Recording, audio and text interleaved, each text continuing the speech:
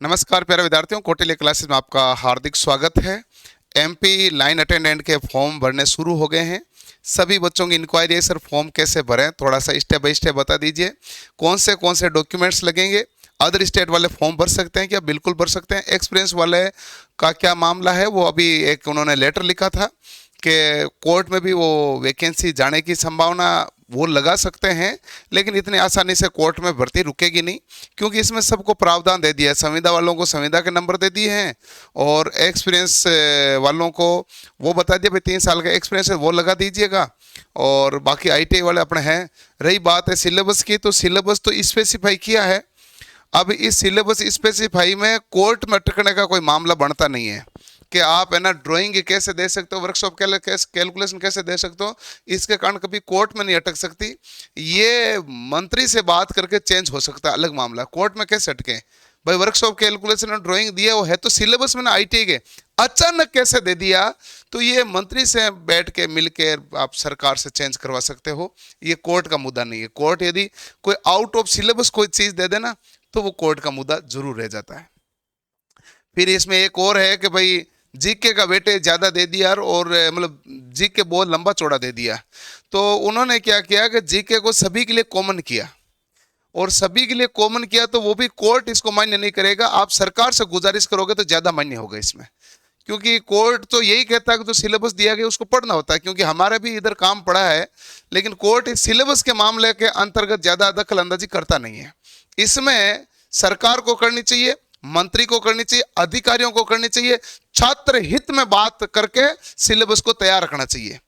चलो खैर, अभी फॉर्म भरने शुरू हो गए तो मैं आपको फॉर्म के बारे में डिटेल बता देता हूं, फॉर्म कैसे भरना है। सबसे पहली बात तो आप गूगल में जाना, एमपी ऑनलाइन फॉर्म लिख देना। क्या लिख देना? MP online form. जैसे ही आप लिखोगे तो आपके पास ऊपर लिंक आ जाएगा, आई फॉर्म्स एमपी ऑनलाइन, उस पर क्लिक कर दो। तो आपके पास क्लिक करने पर ये पेज खुल गया। अब ये पेज खुल गए, इंपोर्टेंट नोटिफिकेशन का पेज है, और कह रहा है भाई मध्य प्रदेश की विभिन्न विद्युत कंपनियों में नियमित पदों पर सीधी भर्ती है, तो विज्ञापन है, इस पर क्लिक कीजिए यदि विज्ञापन डाउनलोड करना है तो, और नहीं करना तो क्रॉस कर दो। हमने कर दिया क्रॉस। फिर कहा कि भाई आप इसमें अप्लाई करना चाहते हैं? जी बिल्कुल अप्लाई करना चाहते हैं, तो हम अप्लाई पर क्लिक कर देते हैं। लो भाई, अप्लाई पे हमने क्लिक किया। अप्लाई पे क्लिक करते ये कहता है यदि आपका अकाउंट बना हुआ है तब तो ठीक है, सीधा साइन इन कर दो और आप अपना फॉर्म भर लो, क्योंकि एमपी के सारे फॉर्म यहीं से भरे जा रहे हैं। तो बहुत सारे बच्चों के तो अकाउंट्स बने हुए हैं, वो तो डायरेक्ट कर लो। जिनका अकाउंट्स नहीं है तो सबसे पहले तो मैं बता देता हूं कि जिसके अकाउंट्स नहीं है यहां पर बना हुआ, और वो सबसे पहले तो यहां अकाउंट्स बनाएगा। तो क्रिएट अकाउंट है ना, नोट रजिस्टर्ड, तो क्रिएट अकाउंट इस पर क्लिक करेगा। इस पर क्लिक करेगा तो कैसे कैसे पेज खुलेंगे वो मैं वन बाय वन करके क्रम से बताऊंगा। उसके बाद फॉर्म कैसे भरेगा, एक एक बात चीजें सारी मैं स्टेप बाय स्टेप सारी समझा दूंगा। और ये सारी चीजें आप समझ रहे हैं। इससे पहले एक इंपॉर्टेंट सूचना भी है कि आज 27 दिसंबर को रात 12 बजे तक कौटिल्य क्लासेज के सभी कोर्सेज पर 90% की छूट चल रही है। 23 से 27 तक चल रही थी, आज 27 है, तो लास्ट डेट आज ही है। तो जिन भी विद्यार्थियों ने अभी तक कोर्स परचेज नहीं किया और परचेज करना चाहता है तो वो अभी टाइम रहते कर लेना, रात 12 बजे तक इसकी फीस में विशेष छूट है। क्योंकि एमपी लाइनमैन का नए सिलेबस के आधार पर अभी आपके क्लासेस चल रही है। कंप्यूटर की भी क्लास स्टार्ट हो गई, पर्यावरण की भी स्टार्ट हो गई, टेक्निकल की दो क्लासेस चल रही है, और आपके रीजनिंग चल रही है। इसके अलावा कल या परसों से आपकी ड्राइंग स्टार्ट हो जाएगी, ताकि हम नए सिलेबस को जनवरी एंड तक पूरा करने के लिए पूरी तरह से कटिबद्ध है, प्रतिबद्धित है, ताकि हम आपको पूर्णतः ये सिलेबस कंप्लीट करा सकें। और अभी ये बैच है जो 1200 रुपए में है, और जैसे ही ऑफर खत्म हो जाएगा बैच हो जाएगा आपके 1500 या 1800 रुपए में, इसलिए आप टाइम से कोर्स ले लेना। अब आता है, जब आपने यहां पर क्लिक किया तो क्लिक करने के बाद में आपने क्रॉस का क्लिक किया, ये आया, और यहां पर आप क्या करेंगे, अप्लाई पर क्लिक कर देंगे। अप्लाई करेंगे तो आपके पास यही ना भाई अप्लाई वाला, यहां पर आप क्लिक करेंगे और क्लिक करेंगे तो ये फॉर्म खुल गया। इसमें नोट रजिस्टर्ड है तो क्रिएट अकाउंट पर क्लिक करोगे। अकाउंट को सबसे पहले क्या करोगे, क्रिएट करोगे। एप्लीकेशन प्रोफाइल रजिस्ट्रेशन, ये हमारे पास किसके लिए आया, रजिस्ट्रेशन के लिए आया। रजिस्ट्रेशन में आपको क्या क्या पूछा जाएगा, देख लो भाई, कि आपका नाम क्या है, फर्स्ट नेम क्या है, लास्ट नेम क्या है, फादर नेम क्या है, मदर नेम क्या है, डेट ऑफ बर्थ क्या है, मेल फीमेल ट्रांसजेंडर, और कैटेगरी कौन सी है, अनरिजर्व है, ओबीसी ईडब्ल्यूएस क्या है, अदर स्टेट वाले तो अनरिजर्व होगा, यूआर में भरा जाएगा। मोबाइल नंबर क्या है और ईमेल आईडी आपके इसमें क्या है यहाँ भरनी होती है, ये सब कुछ आपको डिटेल डालनी है। ये डिटेल डालने के ये डिटेल डाल दी, और ये डिटेल डाल दी आपने यूजर नेम की, एक मिनट में, यूजर नेम की और ईमेल आईडी की। उसके बाद नीचे देखोगे तो आएगा कि भाई लॉगिन के लिए आप डिटेल कर लो। आप अपना यूजर नेम यहाँ पर डाल दो, पासवर्ड डाल दो, और जो पासवर्ड है उसको एक बार कंफर्म करने के लिए यहाँ और डाल दो। ये हो गया। जब ये सब कुछ ओके हो गया तो ये कैप्चा डालना यहाँ पर, और उसके बाद क्या कर देना, सबमिट का बटन दबा देना। जैसे ही सबमिट दबाओगे तो आपका फॉर्म है जो रजिस्ट्रेशन हो चुका है इस एमपी ऑनलाइन की वेबसाइट पे। तो रजिस्ट्रेशन हो चुका है, जैसे हमने रजिस्ट्रेशन किया था, रामपाल 1412 आईडी है, इस पर हमने रजिस्ट्रेशन कर लिया था। तो ये आपको आईडी हमेशा दिखेगी यहाँ पर जब भी लॉगिन रहेगा। फिर हमने इसको क्रॉस का निशान दबा के कैंसिल कर देते हैं। ठीक है भाई, चलो अब इसको कैंसिल करेंगे ना, सीधा आगे नहीं खुलेगा। अभी हमने वो एक स्क्रीनशॉट बीच का लिया नहीं, वापस क्या आएगा, यहाँ पर आएगा। जैसे आपका रजिस्ट्रेशन कंप्लीट हो गया वापस इसी पेज पे आएगा। तो आपको यूजर नेम यहाँ डालना है, यहाँ पासवर्ड डालना है, यहाँ कैप्चा डालना है, और आपको फिर क्या करना है, लॉगिन करना। अब की बार क्या करना पड़ेगा, लॉगिन करना पड़ेगा। चलो अब आप इसको लॉगिन करोगे ना तो आपके लॉगिन में ये पेज खुलेगा। ये छुपा हुआ रहेगा पेज है ना, चलो मैं बता देता हूं, इसमें पूरा पेज आगे आ जाएगा। ये पेज खुलेगा लॉगिन में, ये पेज खुलेगा जिसमें प्रोफाइल सेक्शन होगा, रनिंग एप्लीकेशन फॉर्म होगा, my field application form, email alert, compare education detail, check ability, GATE score, ये है पूरा। ठीक है, आपको सबसे पहले यहां जाना है प्रोफाइल सेक्शन में। आपको क्या फिलअप करनी है, पहले प्रोफाइल को फिलअप करनी है पूरी को, तो प्रोफाइल सेक्शन के अंतर्गत जाना पड़ेगा। चलो भाई ठीक है, जैसे आप प्रोफाइल सेक्शन के अंतर्गत जाते हैं तो आपके पास ये आ गया, ये देख लीजिए आपके पास क्या आ गया भाई, प्रोफाइल सेक्शन। यानी प्रोफाइल सेक्शन में पर्सनल डिटेल है। इसमें सबसे पहले आप देखेंगे पर्सनल डिटेल। पर्सनल डिटेल में आपका नाम और जो लास्ट नेम, कैटेगरी, ये हिंदी में नाम यहाँ पर आपको लिखना पड़ेगा भाई, टाइप करके application full name in Hindi लिखना पड़ेगा। फादर नेम जो आपने भरा था ना वो तो सारे यहाँ पर ऑलरेडी हो गए, डेट ऑफ बर्थ यहाँ भी आ गई वो भी, और डोमिसाइल जैसे राजस्थान से ये फॉर्म भरा तो राजस्थान आ गया, कैटेगरी अनरिजर्व आ गई। ठीक है, और इसके बाद में इसमें है कि यदि प्रिमिटिव ट्राइब है तो ट्राइब कौन सी है वो भरनी है, और ट्राइब की डिस्ट्रिक्ट कौन सी है यदि कोई एलिजिबल है। मैरिटल स्टेटस क्या है कि अनमेरिड है तो अनमेरिड कर दिया गया भाई। ठीक है, और मैरिड होता है तो उसको मैरिड करके यहाँ पर बाकी की सारी डिटेलें भरनी होती है। और नेक्स्ट है स्पेशल एबल डिटेल, यानी कोई फिजिकल हैंडीकैप है कि नहीं है, नो है तो नो करो, यस होता तो यस करना है। और उसके बाद में आपको सेव एंड नेक्स्ट करना है। कर दिया save and next. Save and next करोगे तो अब आपके पास आएगी कॉन्टैक्ट डिटेल आएगी।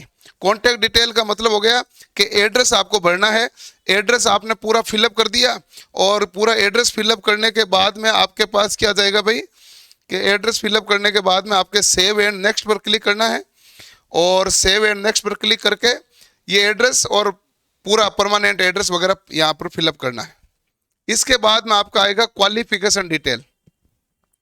क्वालिफिकेशन डिटेल में आपको पहले हाई स्कूल का डिटेल डालनी है, जैसे 10th की डाल दी सारी। 10th की डालने के बाद में ऐड करना तो नीचे ऐड हो जाएगा। उसके बाद आपको ITI की डालनी है तो सारी ITI की डाल देनी है।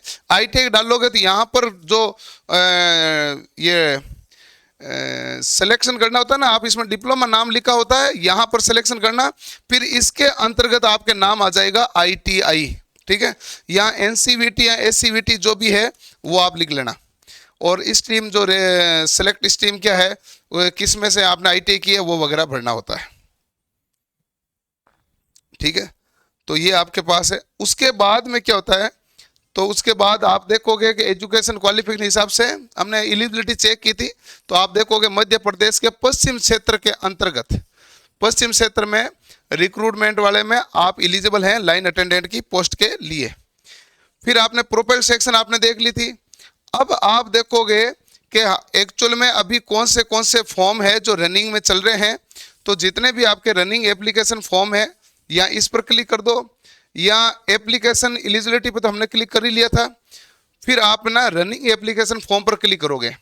रनिंग एप्लीकेशन फॉर्म पर क्लिक करोगे तो ये देखो एग्जामिनेशन की लिस्ट खुल गई है। और ये लिस्ट खुली ना, इसमें आप देखोगे 189 पर जिसके फॉर्म भरे जा रहे हैं, इसमें आप वापस अब अप्लाई पर क्लिक करोगे तो यहां पर आपके अप्लाई होना शुरू हो जाएगा। लेकिन ये बीच में ले आए भाई, 1 मिनट भाई। क्वालिफिकेशन डिटेल है, क्वालिफिकेशन डिटेल के बाद एनक्लोज डॉक्यूमेंट आएगा। एक थोड़ा फोटो इधर उधर लग गया है, आप उसको ध्यान रखें। ये तो एड्रेस वगैरह भर दिया, ये आपके क्वालिफिकेशन डिटेल है जो फिलअप हो गई। या नेक्स्ट पर गए, नेक्स्ट पर जाने के बाद में ये ऊंचा नीचा कर दिया भाई तुमने।